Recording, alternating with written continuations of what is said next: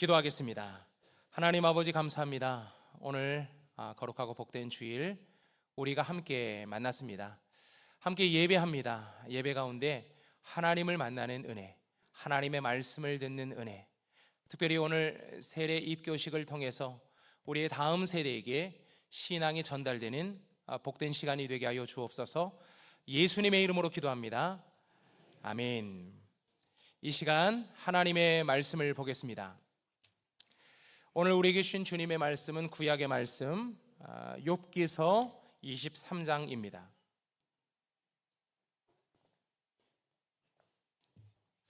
욥기서 23장 10절의 말씀을 우리 한 목소리로 같이 한번 읽어봅니다.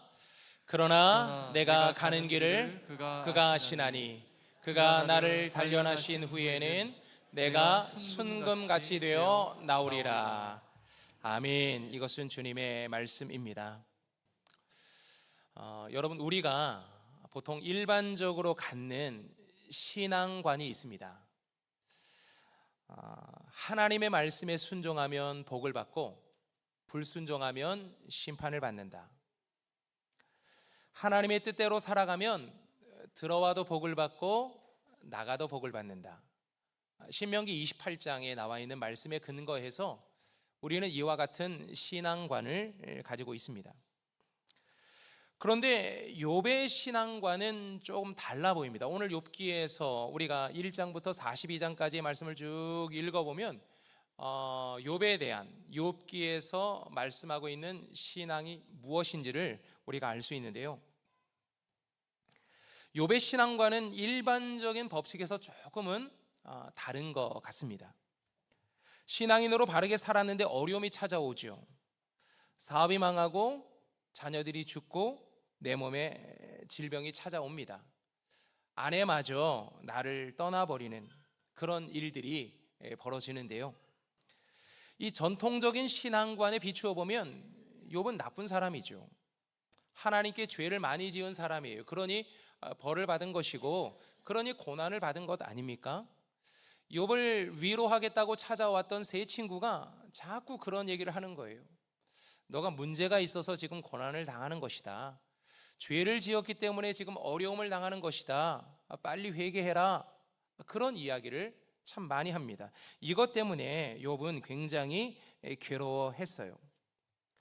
하지만 우리가 욥기서의 말씀을 읽어보면 욥이 죄를 지었기 때문에 욥의 가정에 문제가 많아서 욥이 지금 고난을 당하고 있는 것이 아닙니다. 욥의 고난을 우리는 어떻게 해석할 수 있을까요? 욥은 하나님의 뜻에 합당한 삶을 살기 위해서 참 많이 애를 썼던 사람입니다. 인격적으로 굉장히 도덕적인 사람이었어요. 열심히 부지런히 잘 살아가면서 다른 사람들과의 관계가 좋은 사람이었던 거죠. 하나님과의 관계에서도 악에서 떠나고 하나님을 경외하는 바른 신앙을 가지고 있는 사람입니다. 특히 자녀들의 신앙까지도 세심하게 돌봤던 사람인데요, 요즘 말로 말하면 자녀들을 위해서 늘 함께 가정 예배를 드렸던 사람이 욥입니다. 학교에서 공부하고 학원에서 공부하고 자녀들이 오잖아요. 직장에서 일터에서 일하다가 자녀들이 오면 함께 예배를 드립니다. 왜요? 오늘 하루 있었던 일, 혹시라도 생각으로, 마음으로, 입술로 어떤 장소에 가서 혹이라도 죄를 짓고 오진 않았나? 이런 마음 속에서 하나님 앞에 예배하며 그 자녀들의 신앙을 지키려고 했던 사람이 바로 욥이에요. 그래서 그런지 참 그는 부지런한 열심으로 엄청난 부도 이루었던 사람이죠. 양과 소와 나귀와 낙타와 그 많은 것들이 동방에 있는 여러 많은 사람들 중에 제일 가는 부자였다, 이렇게 소개를 하고 있어요.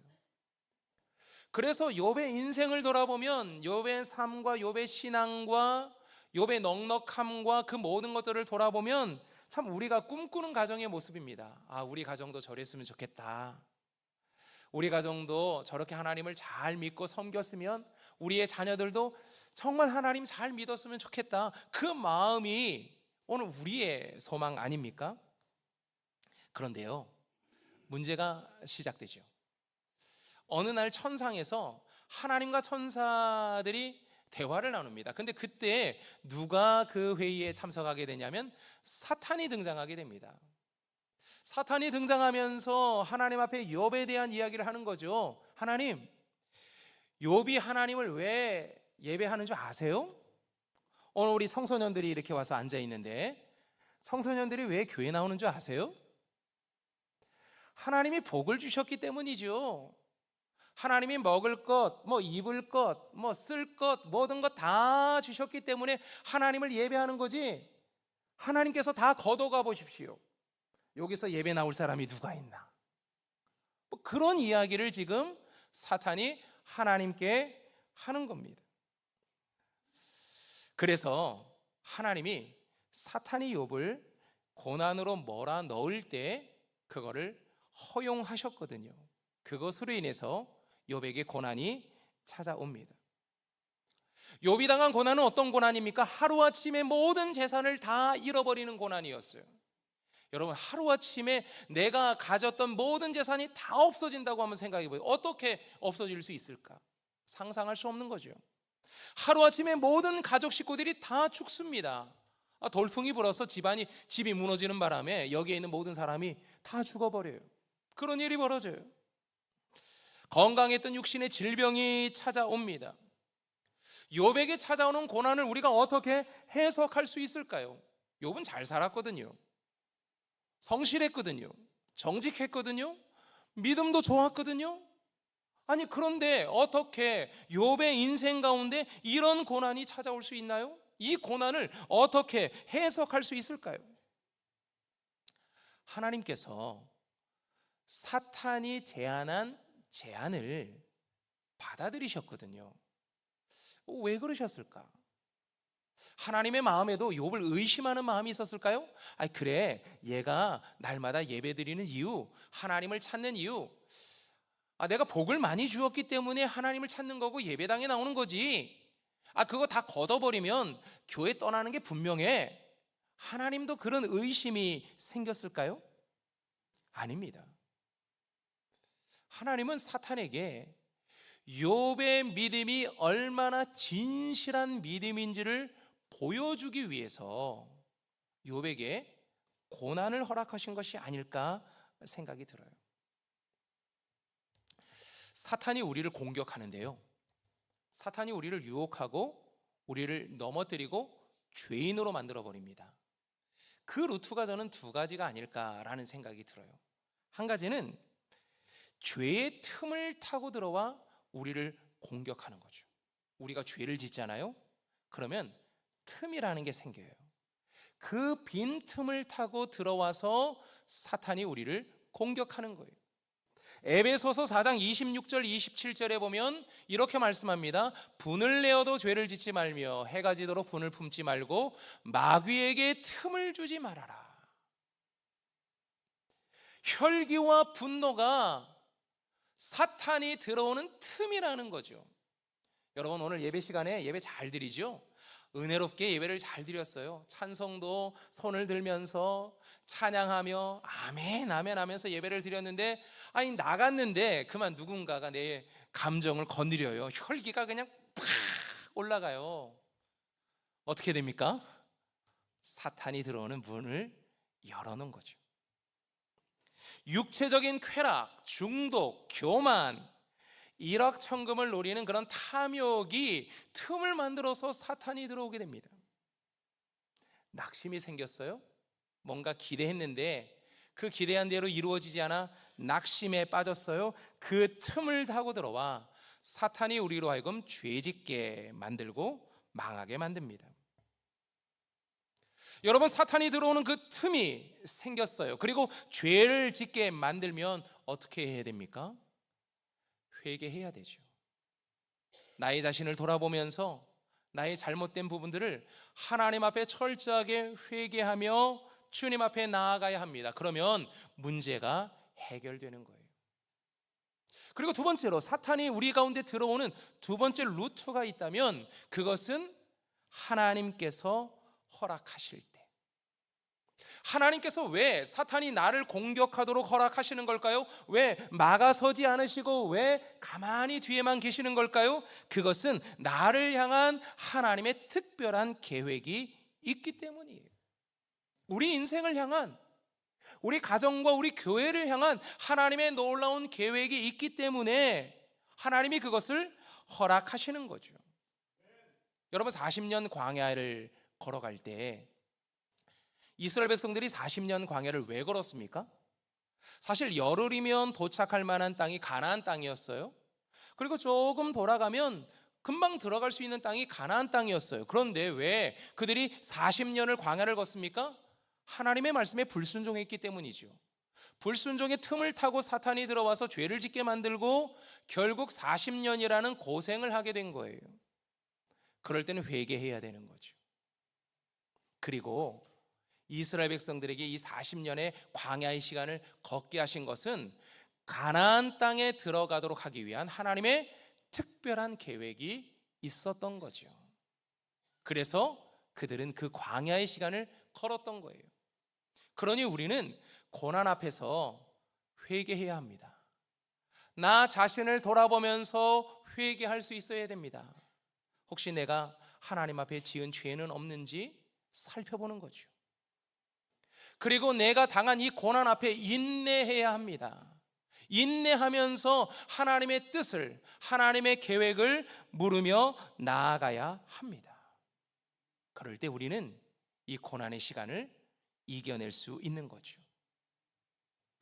하나님은 욥의 고난에 어떤 계획을 숨겨두셨을까요?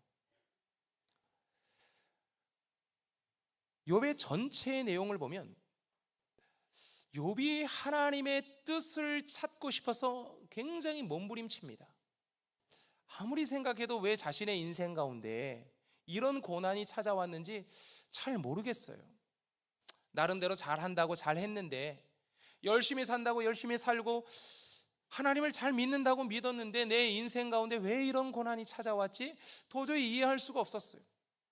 하나님을 만나면 해결되겠지, 하나님이 내게 말씀해 주시면 해결되겠지, 그러면서 하나님을 열심히 찾습니다. 그 찾는 몸부림이 오늘 본문 23장의 말씀에 보면 나오는데요, 23장 3절로 7절의 말씀을 쉬운 성경으로 제가 한번 읽어봅니다. 어디에 가면 그분을 만날까? 그분이 계신 곳 가까이에 갈 수만 있다면 그분 앞에 내 주장을 당당히 펼치고 나의 무죄를 호소할 텐데, 그분의 대답을 듣고 그가 나에게 말씀하신 바를 깨달을 수 있을 텐데, 그분의 위엄으로 나를 물리치실까? 아니야. 그분은 내 주장을 들어주실 거야. 거기에서는 의인이라면 그분과 변론할 수 있으니 나는 영원히 심판에서 구원받을 것이네. 하나님을 찾고 싶어서 몸부림치고 있습니다. 그리고 적극적으로 하나님을 찾는 부분이 그 다음 구절에 나오는데요, 8절 9절의 말씀입니다. 내가 동쪽으로 가도 그분은 아니 계시고 서쪽으로 돌아보아도 찾을 수 없구나. 그가 북쪽에서 일하실 텐데도 뵐 수가 없고 그가 남쪽으로 돌이키시나 그를 뵐 수 없거나. 하나님이 어디 계신지 앞으로 가고 뒤로 가고 좌우로 하나님을 계속해서 찾아가고 있는 거죠. 그런데 하나님을 만날 수가 없어요. 너무너무 답답합니다. 그래서 욥기서의 말씀을 읽어보면 때로는 욥의 답답함이 우리의 답답함으로 여겨지기도 합니다. 왜냐하면 우리 인생도 마찬가지잖아요. 새벽 예배를 깨우고 주일 예배를 지키고 수요 예배, 금요 예배 나와서 열심히 예배하며 기도해보지만 하나님이 내 인생 가운데 무엇을 말씀하시는지 알지 못할 때가 너무나도 많아서 답답할 때가 한두 번이 아닙니다. 욥이 지금 그런 상황이에요. 그런데 이런 상황 속에서 욥이 오늘 읽었던 이 본문 속에서 뭐라고 얘기하는지 10절의 말씀을 우리 다시 한번 읽어볼까요? 10절의 말씀입니다. 그러나 내가 가는 길을 그가 아시나니 그가 나를 단련하신 후에는 내가 순금같이 되어 나오리라.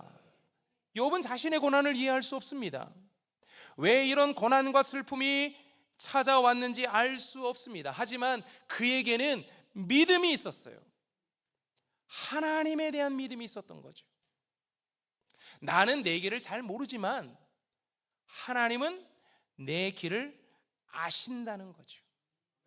내가 우연히 어쩌다가 놓여져 있는 그 길로 그냥 걸어가는 그런 인생이 아니라 하나님의 철저한 주권 속에서 하나님이 정하신 방향대로 내가 지금 가고 있다는 거예요. 나는 내 길을 모르겠지만 하나님은 내 길을 아신다는 거죠. 나의 시작과 과정과 끝을 하나님이 아신다는 거예요. 왜 그런 걸까요? 하나님이 나를 창조하고 하나님이 나를 구원하고 하나님이 여전히 지금도 나를 인도해 주시고 있기 때문인 거예요. 하나님의 그 놀라운 계획 속에 지금 고난이라는 용광로 속에 들어가서 우리가 지금 단련되어져 가고 있는 거죠. 그러면서 결국 우리는 모든 불순물을 제거하고 순금으로 만들어져 가고 있는 거예요. 우리는 내가 걸어가는 길 위에 우리는 서 있어요. 내가 걸어가는 길이기 때문에 아주 철저하게 계획하고 준비하고 그 길을 걷습니다. 혹이라도 길을 놓치고 싶지 않아서 제대로 된 길을 가고 싶어서 열심히 공부합니다. 열심히 공부해야 이 길을 잘 갈 수 있다고 생각하는 거죠. 자격증도 따고 시험도 보면서 그 길을 걸어갑니다. 그런데 내가 계획하며 걷는 길인데도요, 그 길을 모를 때가 너무나도 많아요. 철저히 준비하며 계획했는데요, 계획한 대로 되지를 않아요. 실패가 찾아오고 절망과 낙심이 찾아올 때가 많이 있어요. 주저앉아 있을 때도 많이 있는 거죠. 앞이 보이지 않아서 어디로 가야 하는지 그 길을, 그 방향을 몰라서 그냥 한 걸음도 내딛지 못하고 주저앉아 있을 때도 많이 있어요.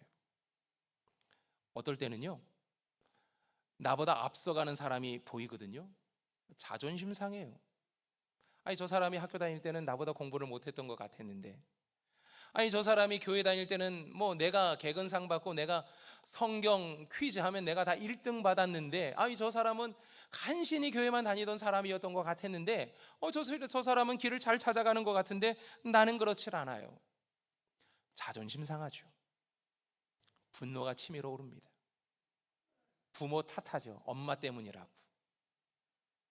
세상 탓합니다. 세상이 잘못되었다고 원망하며 불평합니다. 내가 설계하고 내가 걷는 길인데도 내 길을 알지 못할 때가 너무나도 많아요. 답답한 거죠.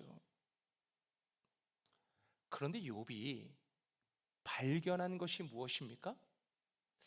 내 길을 나는 알지 못하지만 하나님이 아신다는 거예요. 왜요? 하나님이 나를 창조하셨잖아요. 하나님이 나를 구원하셨잖아요. 지금도 인도하고 계시는 거거든요. 하나님의 주권적인 섭리 속에서 하나님이 나를 단련하셔서 나를 순금같이 빛나고 가치 있는 인생으로 하나님이 나를 만들어 가고 있는 거거든요. 그러니 우리는 우리의 인생을 하나님 앞에 맡기는 거예요. 하나님 앞에 맡기며 주님께서 안내하신 그 길로 따라가는 거죠. 그 길로 가면 그 길 끝에 무엇을 만납니까? 하나님을 만납니다. 나를 구원하시는 하나님을 만나는 거죠. 나의 구원과 나에게 회복을 허락하시는 하나님을 만나는 거예요. 욥이 하나님을 그렇게 만납니다.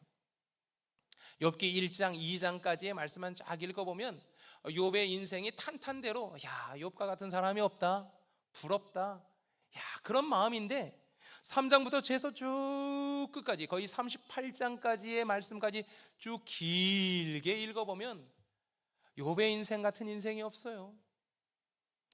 너무 답답하고 앞이 꽉 막힌 것이 욥의 인생이에요.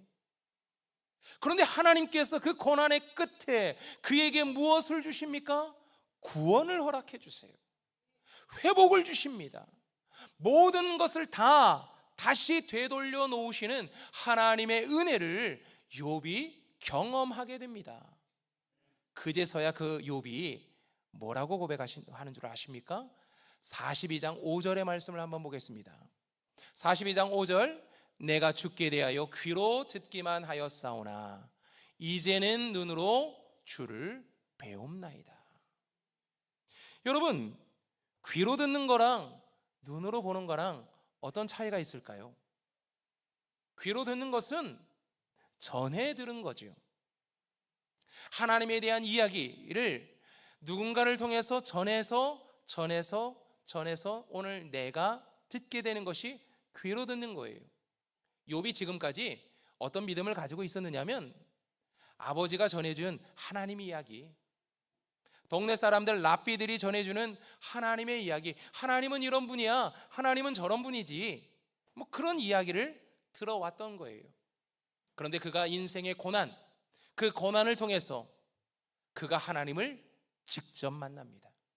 이걸 인격적인 만남이라고 하는 거예요. 개인적인 만남이라고 하는 거죠. 내 삶에, 내 가정에 찾아오신 하나님을 그가 만났다고 고백하는 거예요. 여러분, 우리 신앙은 어떤 신앙입니까? 지금까지 내가 믿는 신앙은 어떤 신앙이었어요? 엄마 아빠가 얘기해 주니까, 엄마 아빠가 그래, 하나님은 이런 분이지, 예수님은 이런 분이지, 이렇게 말해 주니까 아, 하나님은 그런가 보다, 하나님은 이런 분인가 보다, 그렇게 우리는 느껴왔죠. 오늘 입교를 하는 우리 친구들 잘 들으세요. 지금까지는 그렇게 엄마 아빠가 전해준 신앙으로 지금까지는 살아오고 버텨왔어. 그런데 오늘 신앙의 전수식, 이 십자가 전달식을 통해서 이제는 내가 직접 하나님을 만나야 되는 상황 속에 있는 거예요. 내 신앙은 이제, 지금까지는 엄마 아빠 책임이었거든요. 내가 이만큼 신앙생활을 하는 것 엄마 아빠 책임이었어요. 왜냐하면 유아 세례를 통해서 이 아이의 신앙을 위해서 헌신하겠다, 그러면서 아이들에게 엄마 아빠의 신앙을 보면서 유아 세례를 베풀었어요. 그런데 입교를 한다는 것은 이제 독립했다는 겁니다. 신앙을 독립했다는 거예요. 내 신앙 내가 책임지겠다는 거죠. 예전엔 내가 귀로만 하나님의 이야기를 들었다면 이제는 내가 인격적으로, 내가 개인적으로 내 삶에서 내가 주님을 만납니다, 고백하는 시간이 바로 입교의 선서의 시간인 거예요. 여러분, 우리의 신앙도, 여러분의 신앙도 눈으로 주님을 만나는 은혜가 있기를 축복합니다. 옛날에는 아내 따라서, 남편 따라서, 엄마 아빠 따라서 교회 왔죠. 그래서 엄마 아빠의 신앙으로 내가 구원받고 아내의 신앙으로 내가 구원받는다고 생각을 했죠. 아닙니다. 그 신앙은 욥의 인생과 같은 고난이 찾아오잖아요. 흔들립니다. 흔들리게 되어 있어요.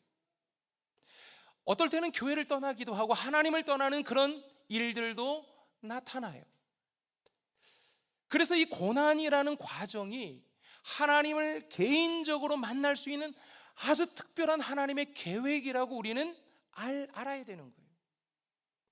여러분, 우리는 자녀들을 위해서 기도하죠. 하나님, 우리 자녀들이 예수 잘 믿게 해주십시오 뿐만 아니라 우리 자녀들이 인생 탄탄한 대로 속에 정말 고생하지 않고, 엄마 아빠는 고생 많았는데 고생하지 않고 인생을 살게 해주시고, 직장도 잘 가고, 뭐 결혼 생활도 잘하고, 모든 것이 형통하게 해주십시오. 이게 사실은 우리의 기도의 제목이잖아요. 그런데 사실 고난이라는 것은 하나님을 만나는 통로입니다. 고난을 통해서 우리는 하나님을 더 깊이 만날 수 있는 거예요.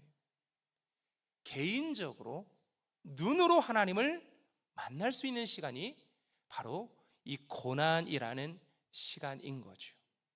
그러니 여러분, 우리가 고난을 두려워하지 맙시다. 고난의 끝에 하나님의 계심을 바라보고 주님이 약속하시며 걸어가신 그 길로 따라갑시다. 예수님께서 뭐라고 말씀하십니까? 내가 곧 길이다, 구원의 길이라고 예수님은 말씀해 주셨어요. 그 예수님이 걸어가신 그 십자가의 길, 그 죽음의 길을 따라갈 때 우리는 그 끝에 하나님의 구원을 만나고 하나님의 회복을 경험하게 되는 거예요. 이 은혜가 저와 여러분 우리 모두에게 있기를 축복합니다. 아멘.